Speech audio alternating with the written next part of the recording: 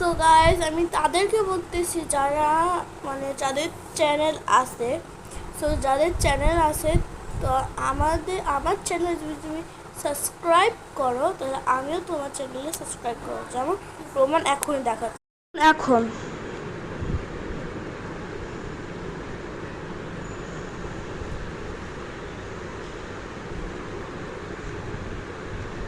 ওটাই আছে সাবস্ক্রাইবার্স দিলাম। এখন দেখো, তো এখানে মাত্র 24টা আছে করলাম যে, কিন্তু আমার সাবস্ক্রাইবার্স হলো 321টা। আমি বুঝলাম না। তো